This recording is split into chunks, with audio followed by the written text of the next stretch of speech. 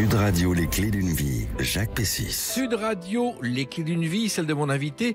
La critique vous a parfois assassiné pour des crimes que vous n'aviez pas commis, mais seulement racontés. Les vrais juges ont été le public qui, lui, ne vous a jamais perdu de vue et va vous retrouver sur scène. Bonjour Jacques Pradel. Bonjour Jacques. C'est vrai que vous débutez dans un nouveau métier avec des conférences grains de sable, histoire criminelle, dont on va parler tout à l'heure, car c'est un événement de voir sur scène.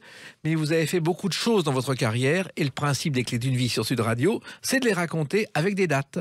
Et la première date que j'ai trouvée, alors c'est assez étonnant parce que je ne la connaissais pas, le 8 juin 77, vous êtes dans une courte scène dans Les Visiteurs du mercredi. J'ai complètement oublié. Vous expliquez le l'événement. métier de juge d'instruction aux jeunes et vous êtes un monsieur qui a des problèmes sur un chantier, on vous reconnaît, et vous dialoguez avec un juge. Alors là, vraiment, c'est parti vraiment dans les limbes, cette histoire-là. Je m'en souviens absolument pas. Ah, c'est un numéro de comédien, et il y a une courte scène. Et vous êtes sûr de la date? Ah bah la date, oui, et Jacques Pradel est au générique, donc c'est vous. Bon, et votre voix, on la reconnaît. Bon. Vous en souvenez pas? Pas du tout. Mais alors vraiment pas du tout. Et surtout, je ne me souviens pas d'avoir eu une approche, on va dire, du monde judiciaire ou criminel avant 1991, c'est-à-dire avant Perdu de vue, voilà. et témoin numéro 1. Voilà, mais c'est une toute petite scène, et une scène de comédien, et je crois qu'au départ, votre envie, c'était d'être comédien. Absolument, absolument. Moi, je suis né dans une famille finalement pas très riche, mais très bourgeoise, très comme il faut. Et donc, quand mes parents ont appris que je voulais faire le conservatoire, on m'a dit attends. Tu vas pas faire un métier comme ça, c'est pas un métier. Donc, passe tes diplômes d'abord et puis on verra plus tard. Et donc, je n'ai jamais été comédien parce que je pense quand même que qu'on ne s'improvise pas non plus comédien, il faut une nature, certainement, mais après, ça s'apprend. Et ça s'apprend pendant de longues années. Donc, voilà. Donc, j'ai mis mon mouchoir là-dessus. Et puis, finalement, évidemment, le fait de raconter des histoires à la radio, de les mettre en scène, ça me donne un lien avec le métier que je n'ai jamais fait. Alors, il se trouve que le métier familial, au départ, c'était la médecine, la pharmacie. Ça aurait pu être votre métier aussi, Jacques Pradel. Oui, mais bon, j'avais pas du tout... alors, par hasard... À cause de ma famille, sous la pression de ma famille, j'ai passé mon bac, j'ai fait la fac de droit, j'ai fait Sciences Po, etc., que je n'ai pas terminé d'ailleurs. Mais dans ma tête, je voulais toujours faire un métier artistique, en fait. Et ce métier artistique m'est tombé dessus, tout à fait par hasard, comme beaucoup de choses qui se sont passées dans ma vie. Voilà, on va le raconter. Je crois qu'il y a eu le lycée Condorcet. Oui, absolument. Vous faisiez un peu de théâtre, vous rencontriez des gens de théâtre. Mais oui, absolument. J'étais aussi rédacteur en chef du journal du grand Condorcet, voilà. Donc j'ai commencé à faire du journalisme finalement, un peu comme sans le savoir. Et puis, effectivement, comme j'ai toujours été attiré par la scène, par le théâtre, d'ailleurs plus que par le cinéma, j'essayais de me faire plaisir. Voilà. Je crois que Jean-Jacques Benex est venu au lycée. Mais oui, absolument. On n'était pas dans la même classe, mais et on s'est revus avec Jean-Jacques il y a je sais pas, une bonne dizaine d'années, et on a évoqué ce moment où en fait on fréquentait le même lycée mais on se connaissait pas. Et puis bon, le bac, vous avez quand même passé le meilleur des bacs, 68. Non, le bac, je l'ai passé quand même avant. Ouais. En 68, je passais mes examens de première année de Sciences Po. Voilà. C'était presque facile à cause des événements de mai. Oui, mais enfin, après 3 coups de matraque et l'envie qui m'a quitté de poursuivre Sciences Po, ça a été le déclenchement, en revanche, de ce qu'a été ma vie par la suite, quoi. Vous avez vécu mai 68? Oui, bien sûr. Oui. Alors, pas dans les manifs ou au non? quartier latin, oui, bien sûr. Alors, mon père était médecin. Alors, un jour, je me suis pris un coup de matraque. Vous savez, ces très longues matraques que les CRS maniaient. Et bon, j'ai été rattrapé en pleine course au quartier latin. Je suis revenu à la maison avec la marque de la matraque dans le dos. Je suis allé voir mon père en disant, donne-moi quelque chose. Et mon père, qui était plutôt sécuritaire et pas du tout mai 68, m'a dit, écoute, je vais te donner un peu d'aspirine et puis la prochaine fois tu essaieras de pas aller au mauvais endroit au mauvais moment. Il y a un écrivain qui s'appelait Gabriel Chevalier, dans Cloche-Merle. Le médecin dit, en médecine, il y a l'aspirine et après, il n'y a plus rien. Voilà, C'est c'était exactement. un peu la philosophie de mon père. Alors ensuite, il a fallu trouver des petits boulots. Et là, il y avait un petit réseau de copains qui se refilaient les petits boulots, Jacques Pradel. Oui, absolument. C'est-à-dire, on cherchait plus que de l'argent de poche, parce que mes parents n'étaient pas riches spécialement.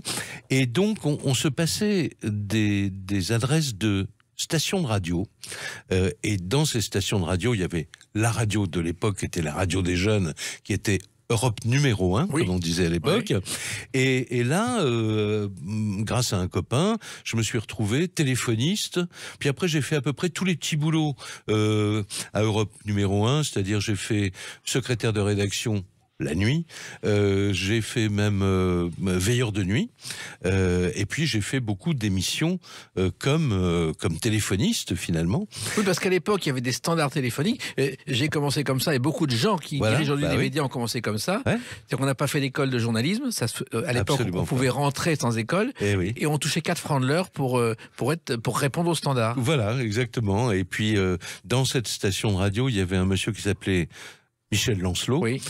qui faisait l'émission Campus, qui était une émission qui avait énormément de succès, que tout le monde écoutait, parce qu'il venait des États-Unis, il passait toute la musique qu'on ne connaissait pas à l'époque en France, et le vendredi soir, c'était des campus spéciaux.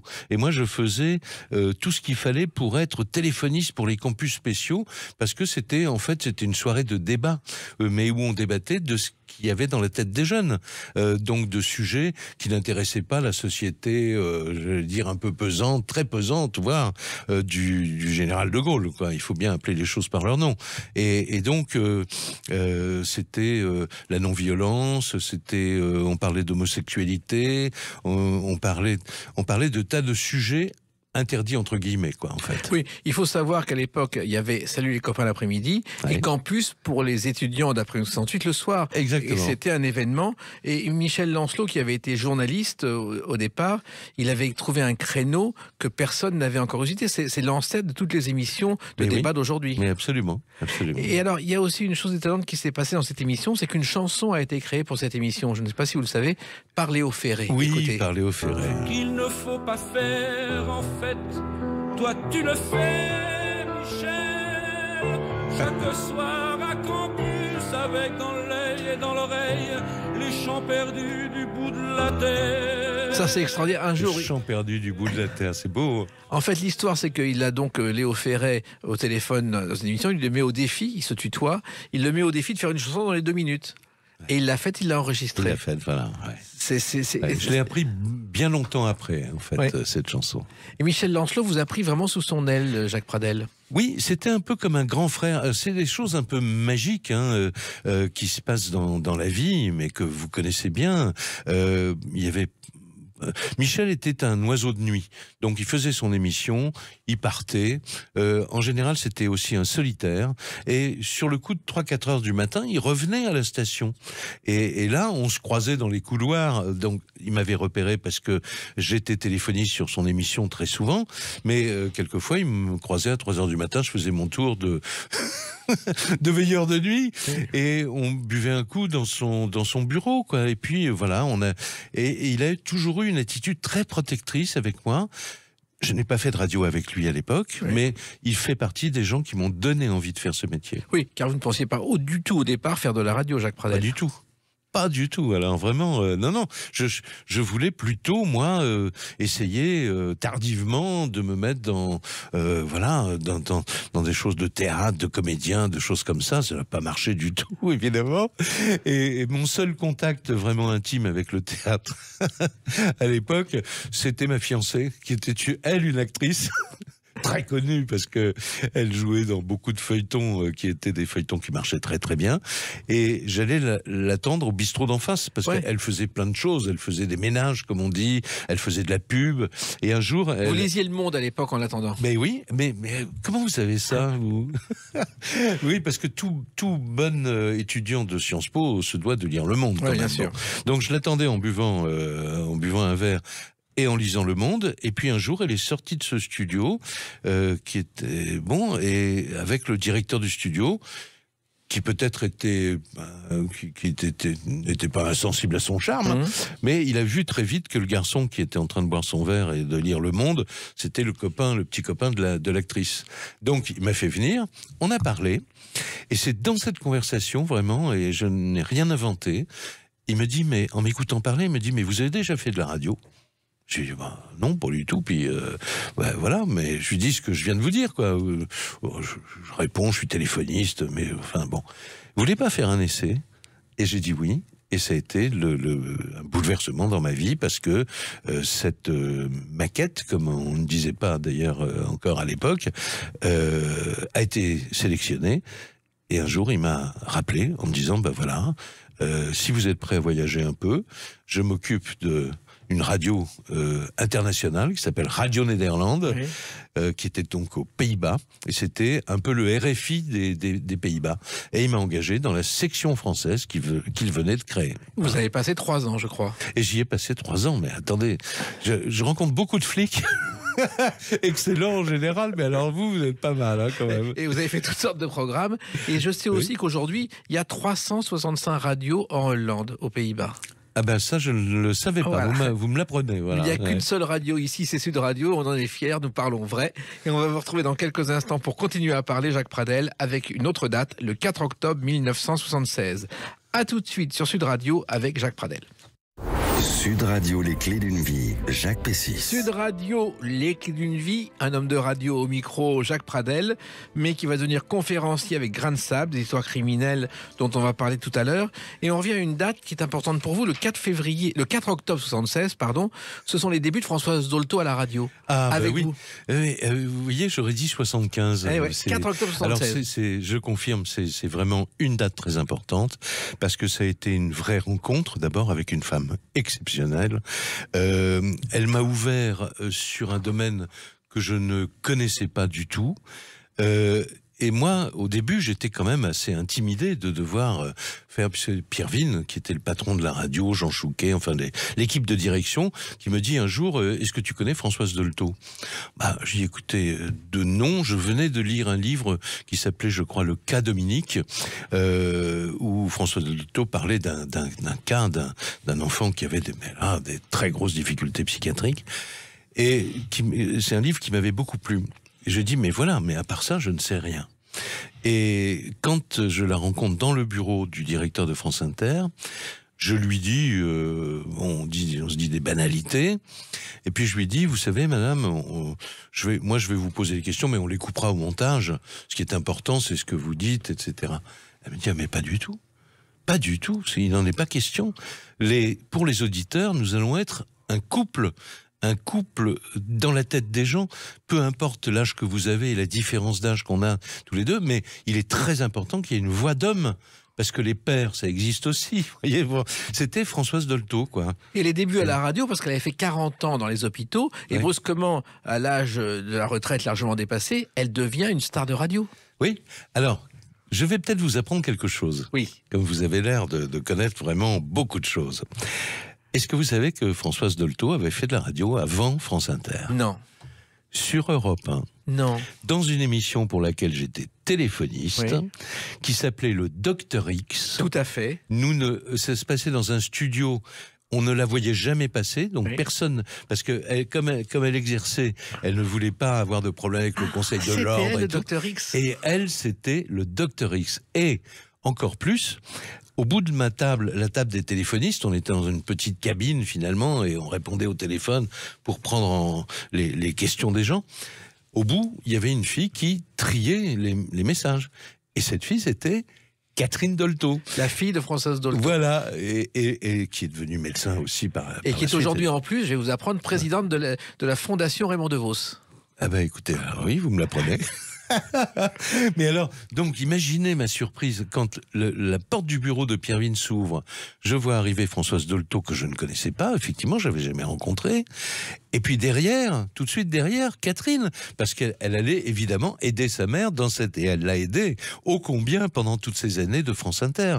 Et on tombe dans les bras l'un de l'autre, quoi, parce qu'on se connaissait.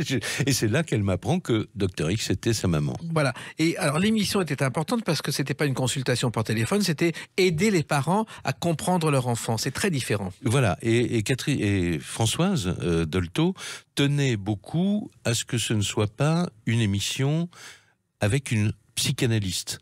Elle m'a tout de suite mis les choses au point en disant c'est une émission de bon sens.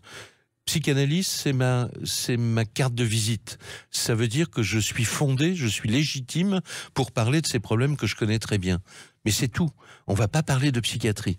Et un petit peu plus tard dans la conversation, elle m'a dit, et d'abord, hors de question de prendre les gens au téléphone, parce que je veux qu'ils écrivent, je veux qu'ils mettent leurs problèmes noir sur blanc, parce que c'est le début du travail. Et elle m'a dit, vous verrez, un jour, je ne sais pas quand, on va recevoir une lettre. Elle aura peut-être plusieurs stylos de couleurs, enfin d'écriture de couleurs différentes, parce que la personne aura fait un petit bout de lettre une semaine, et puis un petit bout de lettre pour aller un peu plus loin un mois après. Et cette lettre, on l'a reçue. Et ça se terminait par ce qu'avait prédit Françoise Dolto. Elle m'a dit, et puis vous verrez, la personne, elle va nous dire, bon, je vous envoie quand même la lettre, parce que je l'ai faite, mais je crois que j'ai compris. Et on a reçu cette lettre. Et finalement, cette émission, c'était le début d'émission qu'on entend encore aujourd'hui, qu'on voit aujourd'hui. Oui, absolument, mais à l'époque, si vous voulez, il y avait... c'était le début un peu du café du commerce du psy, quoi. Oui. Bon, voilà.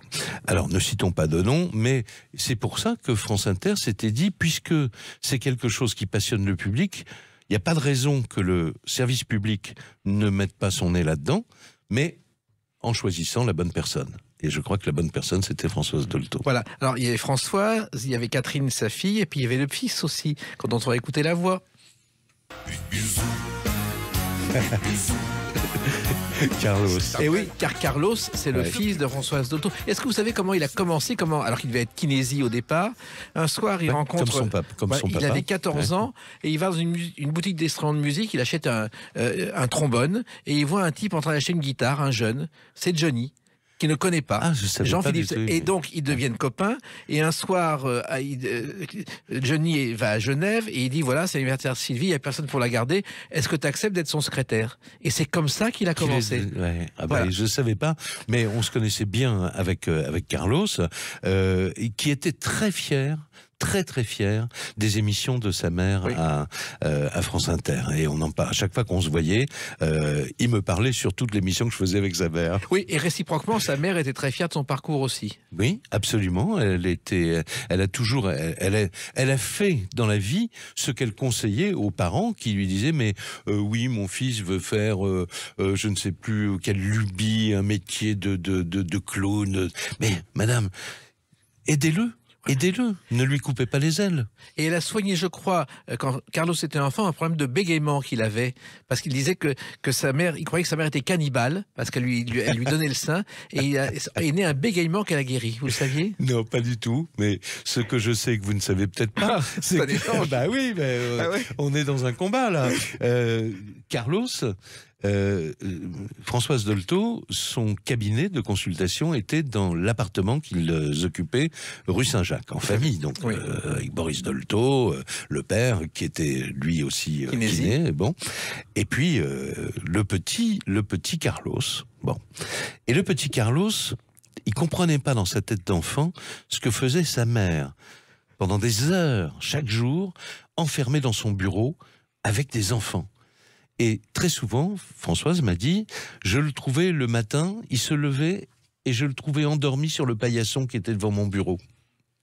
C'est fou, hein? Voilà. Alors, la radio, ça a commencé parce que, avant de faire cette émission, vous avez fait tout ce qui est possible et imaginable sur France Culture, des billets, des chroniques, des reportages. Ouais. On a totalement oublié tout ça, mais vous avez fait des centaines d'émissions. Oui, absolument. J'ai fait quelques milliers. Un jour, j'ai eu la faiblesse d'essayer de voir le nombre de milliers d'heures d'antenne que j'avais fait, et ça ressemblait furieusement au nombre d'heures de vol des pilotes de ligne. Oui. Mais en fait, j'ai fait 3 ans d'émission aux Pays-Bas où j'ai vraiment appris mon métier sur le tas. Là, j'ai eu la chance de devenir correspondant d'une émission de France Inter qui s'appelait Au rythme du monde. Tout à fait. C'était le premier multiplex culturel jamais fait à la radio. Michel Godard, le nom de son auteur.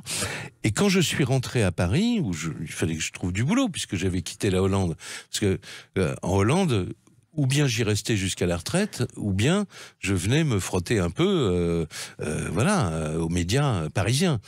Et donc, je suis allé voir France Inter. On m'a dit, écoute, on verra, on aura peut-être du boulot pour toi dans l'été prochain, parce que l'été, on ouvre l'antenne à des jeunes qui débutent. Et j'ai trouvé Michel Florent, qui était un journaliste de France Culture. Et il se trouve qu'à ce moment-là, encore le hasard, parce que ma vie a été vraiment dirigée par le hasard, Michel Florent et d'autres cherchaient, voulaient ripolliner France Culture et donner un grand coup de balai aux vieilles habitudes, etc. Et ils voulaient créer les après-midi de France Culture. Et j'ai fait partie des après-midi de France Culture, moyenne d'âge 22 ans. Et il y avait des interviews sur elle. Vous êtes allé au Muséum d'Histoire Naturelle, vous avez interviewé une gagnante de la loterie nationale, et même Bette Clarfeld à ses débuts, je crois. Beat Clarfeld. Ah oui, certainement, oui. À ses débuts, ça a été une de vos premières interviews et ça vous a marqué apparemment. Ah bah oui, beaucoup, parce que c'est un des privilèges de ce métier, si vous voulez, pour déborder un peu le cadre, c'est que la radio, et c'est pour ça que la radio sera toujours la radio et jamais bouffée par la télé, comme beaucoup de gens le disent, parce que la radio, c'est le média le plus souple qui puisse exister. Vous avez une idée, vous décrochez un téléphone, vous voulez voir un prix Nobel, vous voulez rencontrer un acteur ou une actrice, tout est possible. Et en plus de ça, on peut le faire en quelques heures. Alors qu'à la télé, il y a 40 personnes sur le plateau, il y a des marques sur le sol pour être dans la lumière, etc. Enfin, bon, c'est plus compliqué, c'est moins spontané. Et moi, je suis un amoureux de la radio. Ça vous a pas empêché de faire de la télé. On en parle avec une autre date, le 17 décembre 1990. À tout de suite sur Sud Radio avec Jacques Pradel.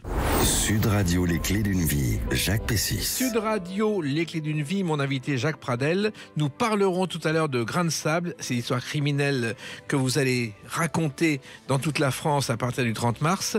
Et puis, 17 septembre 1990, cette date, vous ne pouvez pas l'avoir oubliée, car c'est la première de cette émission.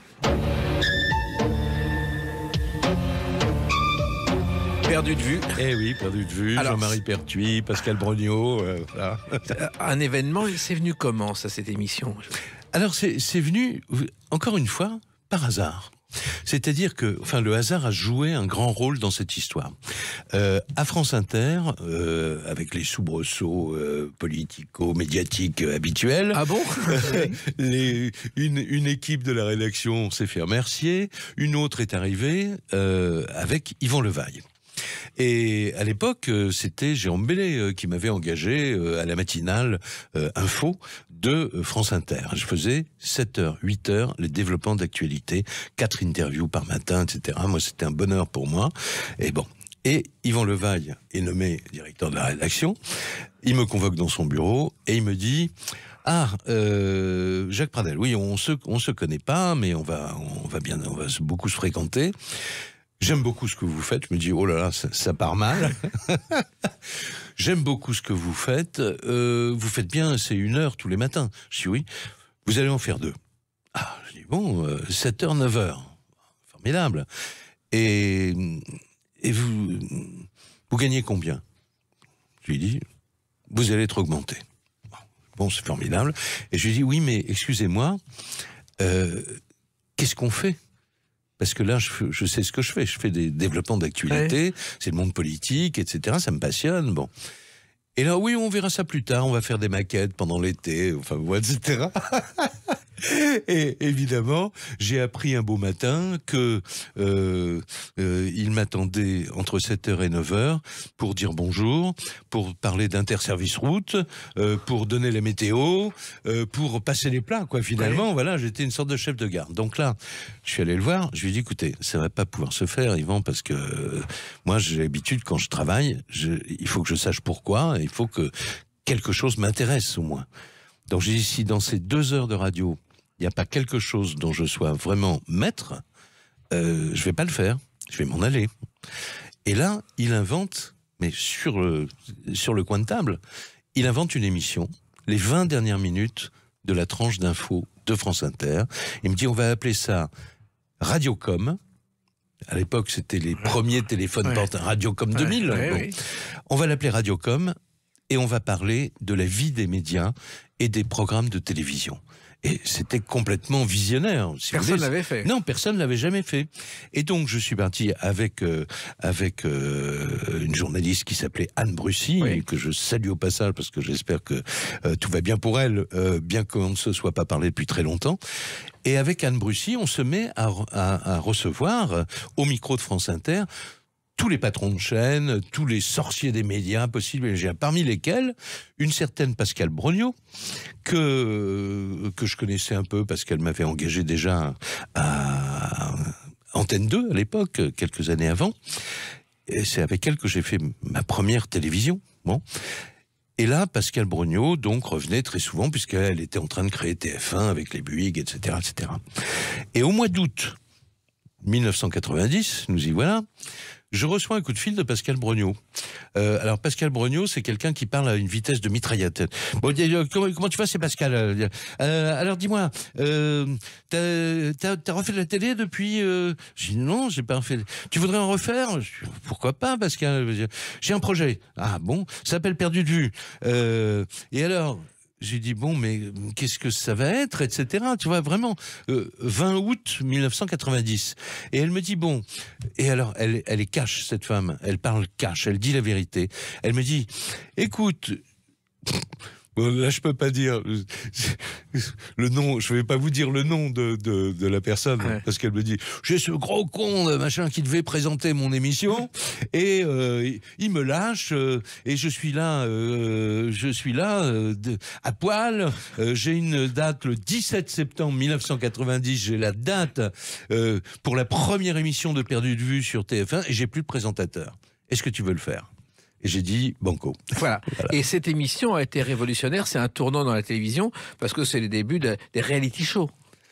Oui, enfin bon, on va pas engager le débat là-dessus. Moi, c'est ce qu'on dit en tout cas aujourd'hui. Oui, mais c'est parce qu'on adore en France, notamment, mais pas que, on adore faire des étiquettes, coller des étiquettes pour se rassurer et dire ça, je sais ce que c'est ceci, cela, c'est du reality show. C'était juste un projet extrêmement novateur de se servir de la télévision. C'était l'idée de Pascal que j'ai partagée immédiatement. C'est pas mon idée, Perdu de vue. Hein. C'est un concept italien au départ. Non, c'est un concept en fait en Grande-Bretagne. Je pense que c'est un concept anglais, Crime Watch, où il n'y a pas les mêmes problèmes de société qu'en France et où ça faisait pas la révolution quand on mettait un gendarme ou un flic sur un plateau. Bon, et simplement l'idée c'était, on fait une émission sur la plus grande chaîne européenne, c'était quand même le but de TF1, on va avoir des millions de spectateurs, et on va demander le concours, ça va être une émission de partage, une émission, comment dire, on va apprendre à aider les autres. On a une famille, on va parler de cette famille où il y a un membre qui manque, qui a disparu plus ou moins mystérieusement, un enfant qui a fugué, et on a un immense réseau. On va se servir de ce réseau. Est-ce que vous pouvez aider ces gens-là? Voilà. appelez-nous si vous avez des nouvelles ou si vous avez vu un tel. C'était pas du tout une émission wanted. Enfin voilà, ça n'avait rien à voir. C'était de la chaleur humaine et c'était de l'aide, tout simplement. C'est un petit peu le principe de Vous êtes formidable que Pierre Bellemare a créé. Absolument. En aidant des gens dans la panade. Mais oui. En 1956 à la radio. Absolument, bien sûr. On n'a jamais rien. Enfin, les premiers ont inventé la radio et après, on a continué à décliner. Mais voilà. Et donc, c'est pour ça que j'ai très mal pris personnellement. Bon, je n'ai jamais parlé publiquement, mais je trouvais ça stupide de parler de reality show parce que c'était inclassable. Alors, on a classé. Voilà. C'était inclassable et novateur. Et ça a tellement marché que ça a démarré en deuxième partie de soirée et qu'ensuite, ça a été ce qu'on appelle le prime time. Ah oui, 3 mois.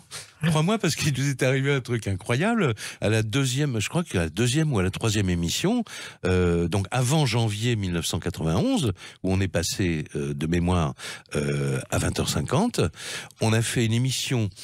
L'émission était programmée à 22h30 et en fait elle commençait toujours vers 23h. Bon. Et un jour, il y a eu une actualité. François Mitterrand, qui était président de la République, est interviewé au journal de 20h de TF1. Il y avait une très grosse actualité. L'interview devient interminable et tous les programmes démarrent en retard. Et nous, au lieu de commencer à 22h30, n'en parlons pas, 23h non, 23h30 non, un peu avant minuit, on démarre l'émission et on se dit, ça va être une catastrophe. Il n'y aura personne. 4 millions de spectateurs à minuit. Et le lendemain, j'étais dans le bureau de Francis Bouygues qui m'offrait le champagne à 11h du matin. J'avais pas envie de boire du champagne à 11h du matin en me disant, elle est pas mal quand même cette émission. Et puis, vous savez, Francis Bouygues, il ressemblait un peu quand même à un paysan, quelque part. Et il avait ses lunettes, il met ses lunettes sur son crâne, il me regarde avec ses petits yeux intelligents, il me dit, et puis surtout, elle est pas chère. Et ça a changé votre vie, Jacques Pradel. Ah, ça a changé totalement ma vie. Mais en bien et en bien et en moins bien. C'est-à-dire que j'ai appris à mes dépens ce qui se passe quand on a une vraie notoriété, c'est-à-dire une notoriété de star, comparable aux stars du théâtre, du cinéma. C'est-à-dire que vous ne vous appartenez plus. Tout le monde a un point de vue sur ce que vous faites et sur ce que vous êtes. Et quand vous ouvrez le journal, vous avez l'impression qu'on parle de quelqu'un d'autre que vous. Donc, alors, évidemment, je vais pas faire pleurer dans les chaumières. Il y a des très bons côtés. C'est très satisfaisant de savoir qu'on avait 10 millions de spectateurs en moyenne. Oui, et des milliers de lettres chaque semaine. 3000 lettres par mois, dont je me souviens. Et on a permis, en 6 ans d'émission, à plus de 30 000 personnes, on a fait le compte à la fin, plus de 30 000 personnes de se retrouver. Parce que en général, c'était pas une personne qui retrouvait une personne, c'était toute une famille qui retrouvait toute une famille. Bien sûr. Alors, il y a eu les affaires familiales, et il y a eu les affaires criminelles aussi. Oui, à cause de Perdu de vue, c'est-à-dire qu'à un moment... Alors, à cause de Perdu de vue... Avec Pascal Brognon, on se disait, finalement, ce réseau, on pourrait le mettre au service, finalement, de tenter d'aider, une fois de plus, toujours aider les enquêtes criminelles en panne, en trouvant le témoignage, pas en se prenant pour Colombo ou pour sans jouer les flics de pacotille. C'était juste se servir de l'outil de la télévision pour récupérer les témoignages, ce que fait très bien M6 en ce moment, au passage. Bon, c'est à peu près la même chose. Mais tant mieux. Vous avez été copié partout ensuite. Oui, mais peu importe. Bon. Mais en même temps, on se dit, on va faire ça, et peut-être que ça va permettre d'alléger la peine de famille, parce que il faut savoir que quand, dans une famille, il y a eu un crime, souvent c'est la double peine. C'est-à-dire que la première peine, on a perdu quelqu'un qu'on aime. La deuxième peine, on ne sait pas ce qui s'est passé. Donc, d'où l'idée de ranimer des enquêtes en panne. Bon. Et puis, en fait, le coup de théâtre, pardon si je suis long, mais il est arrivé dans Perdu de vue. Mais bien sûr. Avec l'affaire Émile Louis. Oh, ça, c'est incroyable. Ce qu'on n'avait absolument pas prévu. C'est-à-dire qu'un jour, vous avez pu retrouver la trace d'Émile Louis et surtout le mystère de l'assassinat d'enfants handicapés. Absolument, absolument. C'est un monsieur qui s'appelle Pierre Lenoir, que je salue au passage, qui était le président d'une association d'aide aux personnes handicapées de Lyon, du département de Lyon, et qui vient nous voir, Jean-Marie Pertuis et moi, au bureau de Perdu de vue, et de façon très maligne, parce que lui, il pensait qu'il y avait une affaire criminelle derrière. Mais il s'est dit, l'autre émission, elle venait de commencer, hein, témoin numéro 1. Oui. Donc, il s'est dit, c'est plus chaleureux, finalement, perdu de vue, parce que, justement, c'est de l'humanité, c'est de l'entraide, etc. Et il vient me voir, il me dit, voilà, il y a 4 jeunes filles de la DAS qui ont disparu. Tout le monde s'en fout. Et moi, j'écoute ça et je me dis, ça, c'est un très bon signal à envoyer aux spectateurs de Perdu de vue pour dire que on ne se décarcasse pas uniquement pour trouver des fils de médecins ou des filles d'architectes. Des filles de la DAS qui viennent d'un milieu très pauvre ou quelquefois qui sont sans famille, ça nous intéresse aussi. L'injustice nous intéresse aussi. Et donc, je mets un journaliste qui s'appelle Stéphane Minca de notre émission en charge de ce dossier. Je l'envoie sur place dans Lyon. Et là, au bout d'une semaine, il nous rappelle et dit, bon les gars, vous m'avez envoyé chercher 4 filles disparues, j'en ai 7, et je crois que c'est une affaire criminelle, parce que tout le monde me parle du dernier qui les a vues vivantes, et c'est un chauffeur de bus. Alors, il ne m'a pas dit qu'il s'appelle Émile Louis, mais tout le monde lui parlait du chauffeur de bus. Voilà. Et c'est comme ça que ça a commencé. Et ensuite, il s'est passé d'autres émissions de télé, et tout ça a donné un spectacle, une conférence, dont on va parler dans quelques instants à travers une autre date, le 31 mars 2022. A tout de suite sur Sud Radio avec Jacques Pradel. Sud Radio, les clés d'une vie, Jacques Pessis. Sud Radio, les clés d'une vie, mon invité Jacques Pradel. On a parlé de radio, de télé, puis nouveau métier avec Grain de sable, des histoires criminelles que vous allez raconter sur scène à partir du 31 mars 2022. La première est à La Rochelle, il y a déjà une quinzaine de dates de prévues. Qu'est-ce que c'est que ces conférences? C'est pourquoi Grain de sable? Alors, pourquoi Grain de sable? Parce que c'est le titre d'un de mes derniers livres paru chez Michel Lafon en 2019 et qui a été réédité en mars dernier, il y a quelques mois donc, dans la collection Poche Lafon. C'est un livre qui a très bien marché, qui était préfacé et ça a été pour moi un vrai cadeau qu'elle accepte de prendre la plume par Martine Monteil. Bon. Directeur de la police. Directeur, voilà. On peut pas mieux faire. Ouais. Et en plus, qui est une femme charmante et que j'adore, etc. Et puis qui est un flic, un super flic, si vous me permettez le masculin. Oui. Bon, oh oui. sans vouloir faire hurler dans les chaumières. C'est une super flic. Voilà. Alors, Grain de sable, mon idée, quand j'ai écrit ce bouquin, c'est parce que je suis tombé un jour sur une histoire, d'ailleurs sur Internet, une fois de plus par hasard, où dans cette histoire, l'assassin avait été arrêté par la police, mais pas à la suite de leur enquête, mais à cause de ce qu'on appelle un grain de sable dans les romans policiers, dont par ailleurs je suis très friand. Sauf que là, l'histoire était vraie, le grain de sable était vrai, et le mort était bien mort, quoi. Oui. Bon. Et donc je me dis, je vais regarder s'il n'y a pas dans d'autres histoires policières, criminelles, des grains de sable. Et j'en trouve. Et j'en trouve, j'allais dire à l'appel, j'ai trouvé le grain de sable pour parler de choses très très anciennes de l'affaire. Alors évidemment, Il y a la marquise de Brinvilliers. Oui, alors ça c'est beaucoup plus loin dans le passé. Et il y a une histoire à Palerme aussi. Oui, alors un congrès de police scientifique. Voilà. Alors ça à Palerme, c'est mon histoire chouchoute, ouais. Parce que c'est on apprend comment un moustique a permis de résoudre une affaire criminelle. C'est-à-dire que, en gros, pour aller très très vite, la police de Palerme, donc en Sicile, est sur un meurtre qui a eu lieu dans une pinède au bord de la mer, qui est un lieu de prostitution. Évidemment, l'omerta totale chez les prostituées. Les riverains n'ont rien vu. Si, ils disent aux flics, ah ben on a vu une grosse voiture noire ce soir-là de collection, peut-être anglaise. Bon, c'est tout ce qu'ils ont. Donc, qu'est-ce qu'ils font, les flics? C'est des bons flics, hein, ils font leur métier. Ils vont aux cartes grises à Palerme et ils cherchent pour voir s'il n'y a pas une voiture anglaise de collection. Et ils vont tomber sur une Bentley.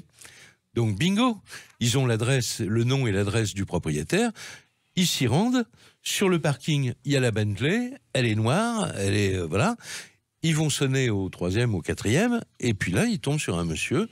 Ils lui disent, mais bonjour monsieur, c'est vous le propriétaire de cette voiture? Oui, bien sûr, c'est moi. Qu'est-ce que vous faisiez dans la nuit du temps au temps?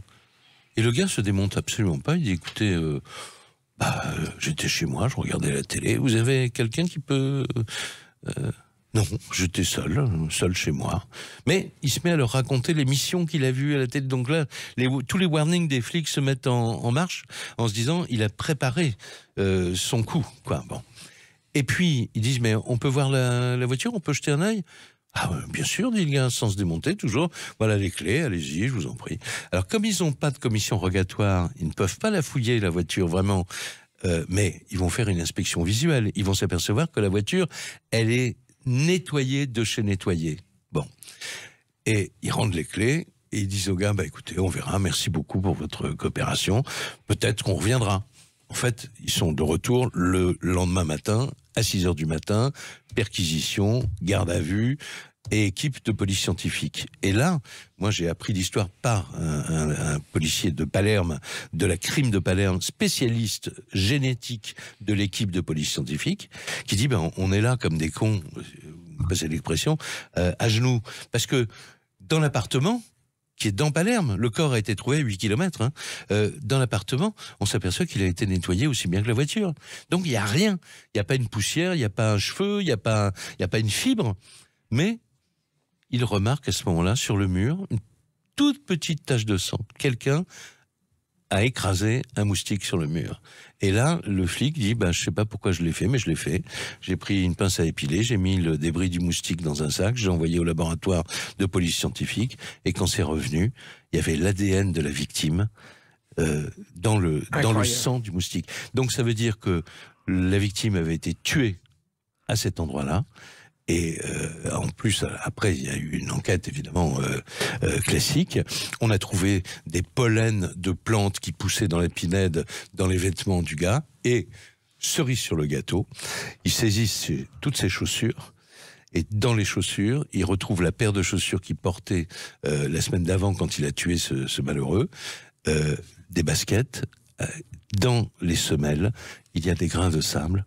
On fait une analyse. C'est les mêmes grains de sable que la plage qui est près de la Pinède. Alors c'est magique. C'est magique. Cette histoire, vous le racontez avec passion, donc ça fait partie des histoires que vous raconterez. Car... C'est l'Andru que je cherchais tout à l'heure, voilà. Je vous le dis au passage. Grain de sable, c'est donc, à partir de ce livre, vous avez imaginé de faire une conférence. Comment c'est né ? Oui, mais c'est né parce que c'est né d'abord par une rencontre avec MS Productions et Franck Samama qui est le patron de cette production, qui organise en France des tournées, et c'est le rêve pour un auteur parce que en tant qu'auteur, vous en avez fait quelques-uns des livres, on va dans des salons du livre, on signe pendant quelques heures, etc. Parfois, on fait une conférence, mais c'est une. Là, ce que propose MS Productions, c'est pendant un mois, 2 fois par semaine, dans des cinémas du groupe CGR, donc c'est des grosses salles de cinéma. Je raconte pendant, une petite heure, des histoires les plus extraordinaires que j'ai pu rencontrer, que j'ai mises dans le livre ou pas d'ailleurs. Et puis ensuite, on a un échange de questions-réponses avec le public, et après, on fait une signature du livre. Voilà. Et en même temps, ça vous a permis de retrouver pas mal d'histoires que vous aviez. Il fallait les choisir, ces histoires.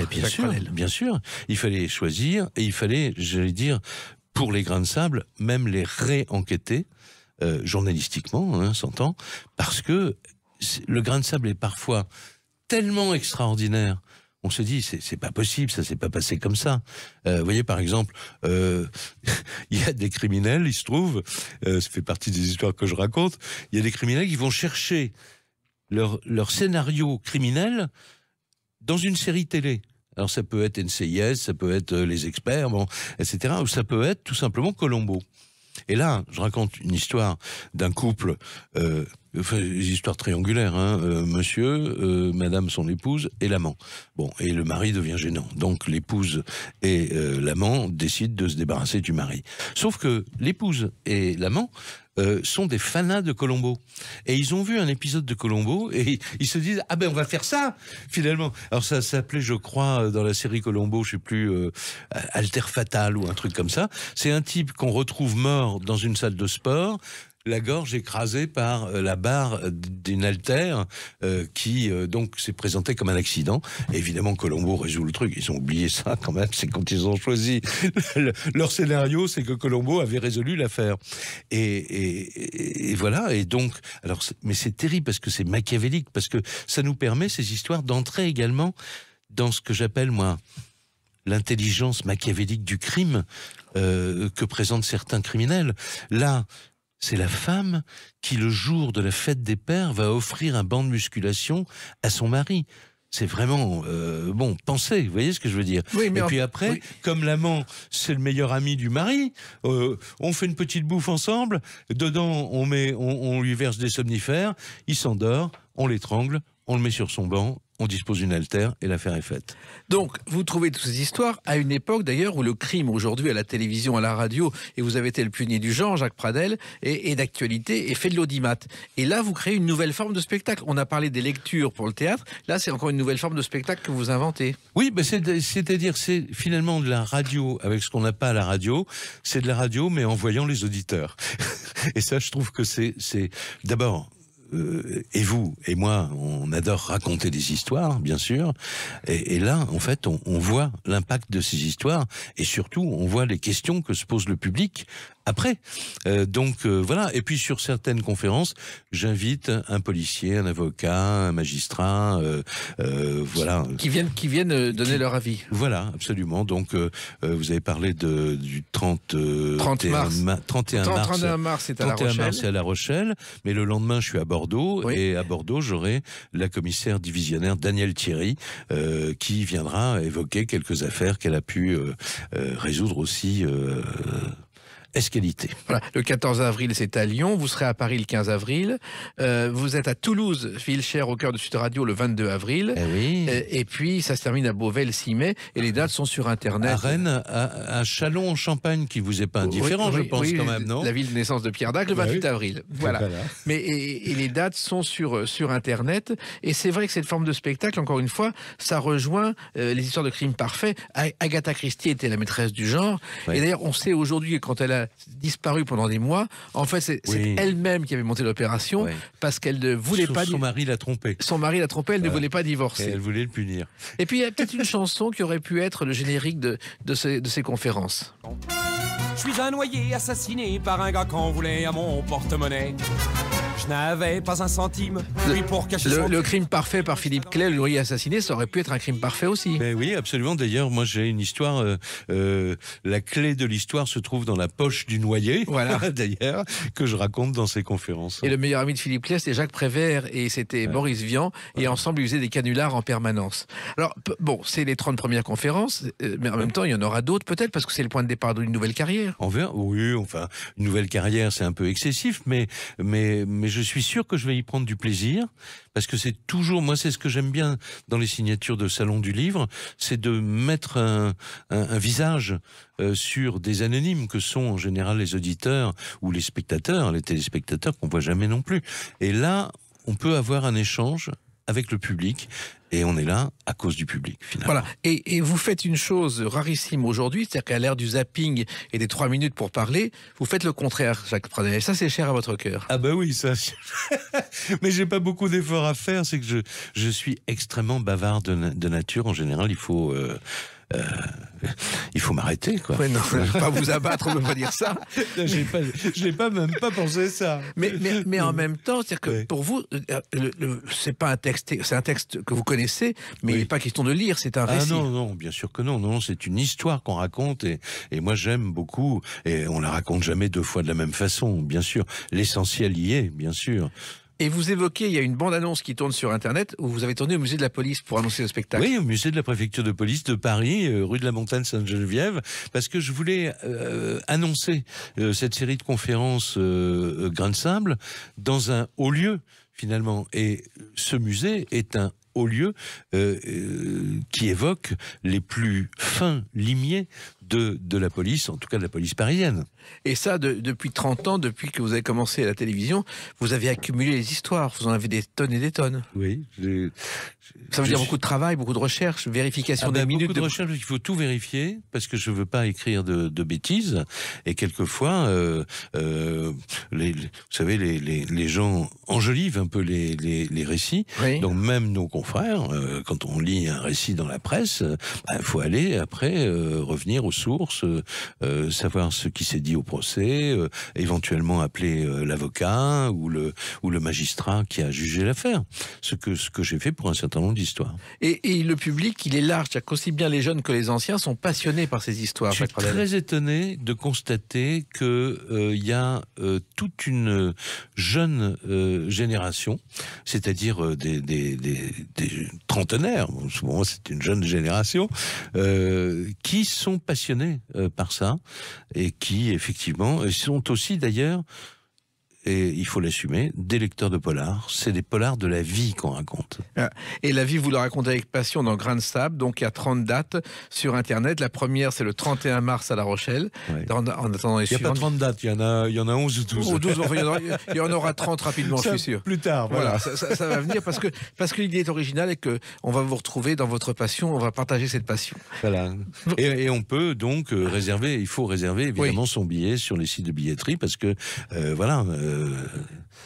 Et on a envie de rêve en ce moment, on a envie de raconter, d'avoir d'histoires. Donc le spectacle est fait pour ça. Merci Jacques Pradel et continuez comme ça à raconter des histoires et à vivre vos passions. Merci pour vos encouragements, mon cher Jacques.